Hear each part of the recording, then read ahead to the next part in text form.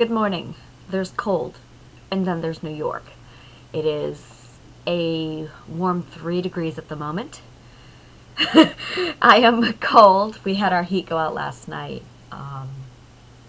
Yeah, it was down to -2 last night, and the heater decided to go out at that point. Not when it was 60 plus on December 1st or December 25th. No, it waited until it was -2 out. So I was up until 2 a.m. this morning with my husband and a heater dude working on the heater to get it back up and running. So we have heat now, but it's working against 5 degrees or 3 degrees, I'm sorry, outside. So we're talking cold. So I am bundled up. Yes, excuse my casual look. I just spoke to my brother regarding my website, and it's coming along. I'm not gonna lie, I'm really having issues adapting to life without my website. It's like my baby, and I miss it so much. But I've been trying to figure out, because I have social media scattered all over the place, and the problem with most social media is, in order to access it, play with it, do whatever it is you want to do with it, you have to have an account. And I'm trying to figure out which of these platforms is easiest for readers to access without actually going into these massive sign-ons and creating an account, going through the welcome page, and then being able to comment. And I realized, of all the social platforms available, YouTube is probably the best, because first, it's a video. So even though there is no real forum where I can sit down and write full articles, I can do vlogging. That's with a V instead of blogging. So I'm going to go ahead, and until my website gets up, I'm probably going to use that instead. Use YouTube instead of my website. So this will be my temporary home base until things are back up. So I guess the first thing I want to go over is events. And that's the other thing, is I can easily copy, cut, paste, and slip things into the video. So it's not going to look as pretty as my website, but it's most definitely something, and it's far more usable. So I'm just going to go over some events. I currently, say hello to Peach. That's Peach, everyone. She's 22.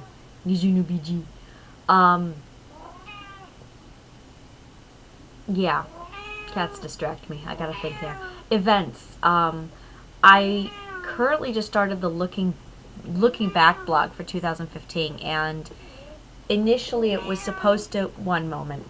Here's your buzzer butt. Come here, come here. Okay, so I was speaking to a friend, and he said I would love to see cat videos. So I'm gonna go ahead and make this my first cat video. So this is Peach. Say hello, Peachy. Okay, Peach is 22. And Peach is very, very special. Not just because Peach is special, or not because she's just 22. Peach is the 4th generation of a long line of cat genealogy that I've been studying since I was 12. You heard me. Cat genealogy. I will tell you about her great-great-great-grandmother. When I was around 12, my family does a white elephant party. And the White Elephant Party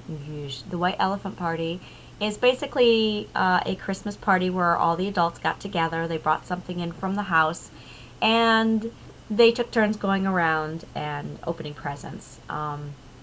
The presents range from sexually explicit humor, Spencer's gifts, and highly inappropriate. This party was, let's just say it was 18 plus, so us kids never went. There was one particular holiday or party where my mom went to the party, and she was told to pick up a very certain box. Inside the box was a kitten. My mom named the kitten Guess. Guess literally looks just like Peach. That was 4 generations ago. I actually can pull out pictures here. I'm wanting to, and I have to find them because they're all in physical format. They're not digital. And but Peach, I'm sorry, but Guess had she was a feral kitten, and that my aunt had rescued. And Guess was very, the word I'm looking for, wild, feral. We could not touch her. We could not approach her. She was very difficult. She was just very much a loner. Every white cat that she has had came out just like this, with a black spot right here on their forehead. And we had another kitten at the time named Raoul. He had 4 names. My mom called him George. I called him Raoul, and I can't remember what the others called him. But Raoul was this is where cat breeding gets a little difficult. Cat breeding was not tracked as religiously as dog breeding, because dogs are tools and they were bred for such, whereas cats are artwork. Cats are made to look pretty, whereas dogs were made to be practical.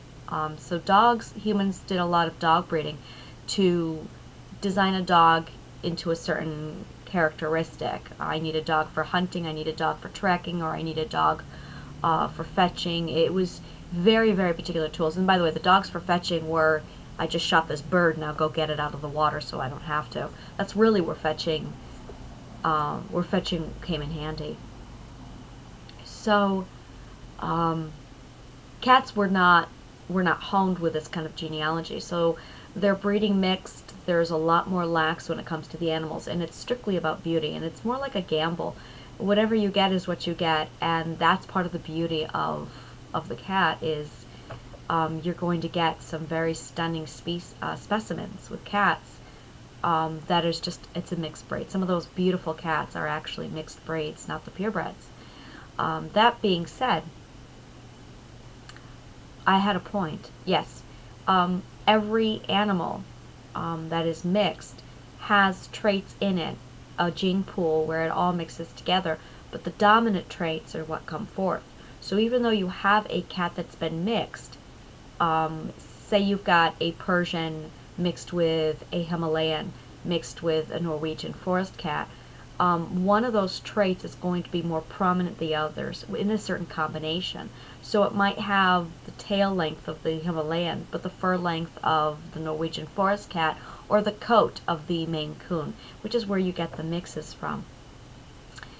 Every now and then you get, and it actually happens more often than not, you get cats that portray almost 80% of a characteristic of a certain species, which is why I can show you Colby if he's over here.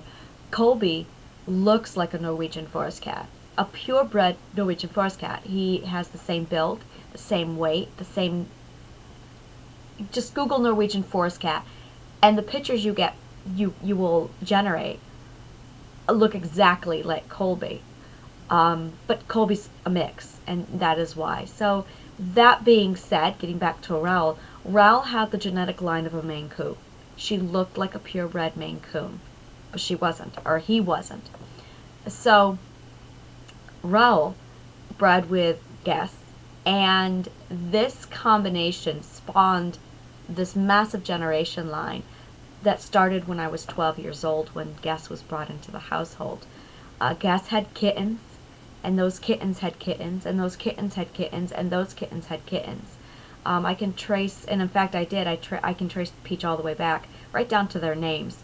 Guess had a litter of kittens with Midnight, was part of the litter, and then Midnight had a kitten, which was Isis, and then Isis had Peach, Rolo, Tribble. And if you know me, if you have ever looked into any of my writing, you know who Tribble is.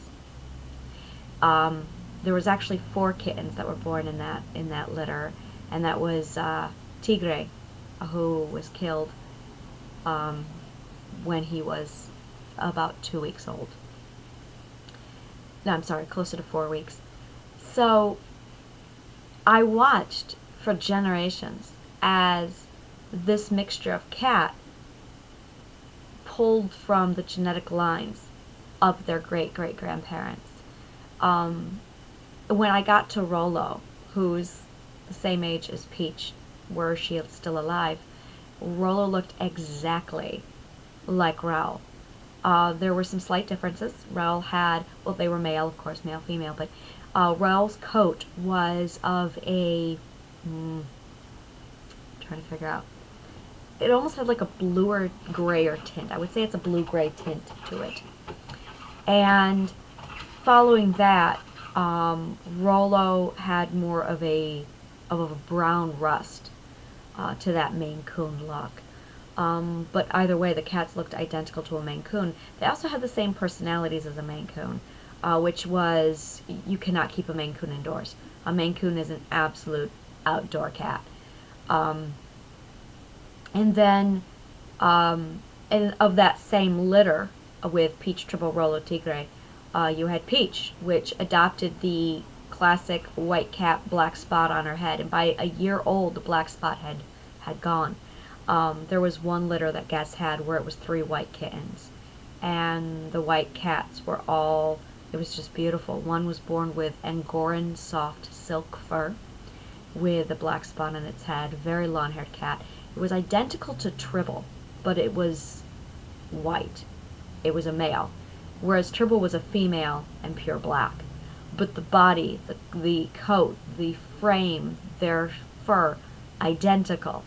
The texture, the length, these two cats were identical. The only difference between the two of them is one was male, one was female. The male was pure white, and the female was pure black. And that was 3 generations apart from each other. And then Guess had Snowball at one point, and Snowball also looked like Lady, who also looked like Peach. So, and that's the genetic line. Like I said, this is where it gets really fascinating. That short-haired white cat with a black spot on its head. Now, Lady had very fine fur, whereas Peach, Guess, and Jimmy had very coarse hair. Now, Jimmy went wild. No, it wasn't Jimmy. Snowball. Snowball went wild. He got outside and he adapted. We lived in this massive forest. He disappeared for 2 years. 2 years living in the forest like a wild cat. And he came back 2 years later. This cat was solid muscle. Like, I can't, it was like no other cat I'd seen before. To see this cat go wild and then come back to society, it gives you an idea what the cats looked like when they were feral before we adopted them into our society and adapted them. He was about 4 times the size of any other cat I've ever seen. His whole body was just solid muscle. He made dogs look flimsy. This is how solid this cat was. His bone density was just like, we picked him up and he must have weighed about 40 pounds. But he was only like this big. It was just crazy. I heard a cat yip, so I'm like, ooh, cats. It was just crazy what this cat did. That's Snowball. But he was, again, born from Guess directly, and then Lady from that line, and then Peach. So that's 4 different generations, 4 different litters, where you saw that white cat with a black spot. And then, yeah, you can just, I think that's it. I think that was just it, where you have that white cat being passed down, and then we had Raoul, who bred with them, and that Maine Coon braid is still popping up. And there's definitely Angoran and Siamese, Seal Point Siamese in there, which just very much has an emphasis on their behavior, their body language, everything. Just to give you an idea, there was, my cat history has been extensive, to say the least. I nursed the animals. I had, when Guess died, she actually was hit by a car on her when she had given birth to her last litter. So I got a phone call one day. I was 16, and I was told, I've got 4 kittens here. If you want them, come get them, or I'm killing them. So I went over, grabbed up the kittens, and mind you, they were 2 weeks old. They were nursing. They were not ready to be weaned. And in my house, it was very tricky. There was a very certain way you had to do it. So I took their heads. I had pools of saucers of milk. I didn't have the ability to get the formulas or the eye drops. So I had to teach these kittens to suckle. And again, same genetic line. We had one white cat from that line that looked like Guess, and one short-haired black one that looked like a black version of Peach, and then two black cats that looked identical to Tribble. Gorgeous, fine, long fur, like an Angoran. Beautiful cats. Beautiful, beautiful cats. And they were my babies. They're my kittens. They are my kittens. They are my babies. I am their mom. This is just amazing. I would take a saucer of milk, and I taught them to suckle the surface of the milk. But they had these little white poofy little legs, and their hairs would like sponges. So they would stand in the middle of the saucer, and their legs would absorb the milk. And I was wearing a bathrobe a lot like this one, but it was terry cloth. And after they were done, they would climb up all over my body, and they would walk all over, and they would knead me like they do. And the milk from their legs would soak up into my terry cloth bathrobe, and then they would line up right down, and they would resuckle the milk out of my terry cloth bathrobe, and like they were nursing, and they would like that. It was just amazing. And they were my babies. They were my kittens, and that's literally what I called them, my kittens. I never named any of them. But I raised them up until they were about 3 months old, and then I gave them a home. But they're my kittens. They're my babies. And, oh, they were precious things. Little, delightful little precious things. They're my little babies. They're such sweet little babies. I had to keep them in my room because of the abuse in the house. So I locked them in I had a cat box in my bedroom. And I would go to school, I'd come home, I'd open the door, and all 4 of them would just mew and run to me. And the male, the 2 long-haired black ones, there was a male and a female, the male would snag onto my pant leg, and he would be the leader. He would just climb up. So I would like get in the room, and like little children, they would just climb right up. And then I would give them their saucer of milk. And I have one picture where we're all 5 of us are sleeping. I'm laying there, and I've got the 4 kittens all positioned all over my body. But I was their mummy. It's just amazing. I'll have to tell you someday about Peach's birth. She was born breech, and I was on the phone with the vet going over. She was stuck halfway in the mother, and she couldn't. It was a very long, hard birth. And I've been through, oh goodness, I think 10 birthings. Cats alone. I've been also through about 4 dog birthings. So I know my way around queens and cat babies, and oh, I miss kittens. I grew up with kittens in my pockets. Literally, kittens in my pockets.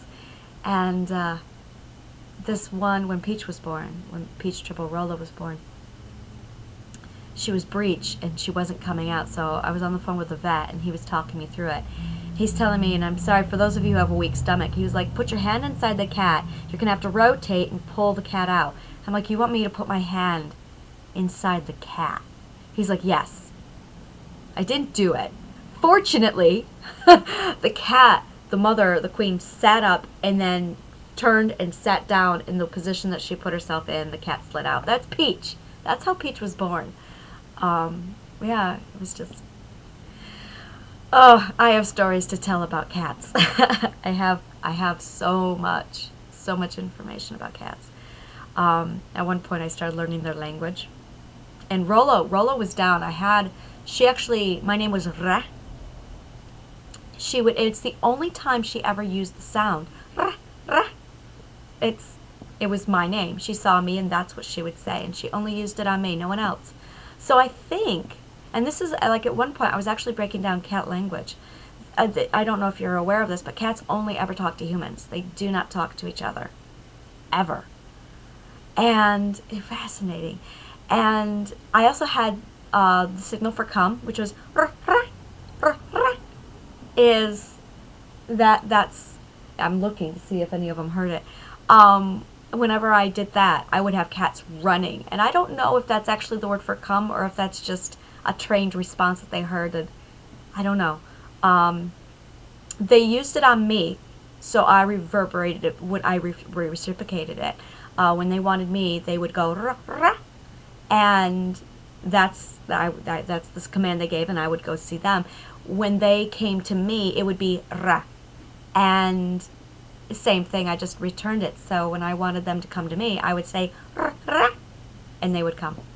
So I had quite a few. I would mimic them and pick up on their on their speech and talk back to them, and it was an amazing. When it comes to cats, I had a very, very amazing childhood. So I should tell you about it sometime.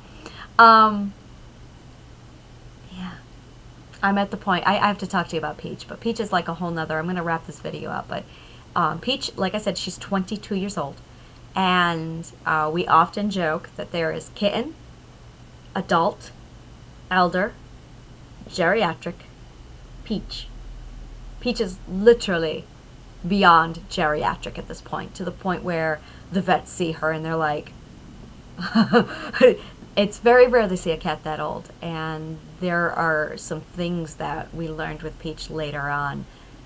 Just amazing stuff. So I'll have to go over it. But currently have 3 cats. I have Cookie and Colby and Peach. So, alright, I'm done talking about my cats. I'll do another video and talk about events later. So, thank you.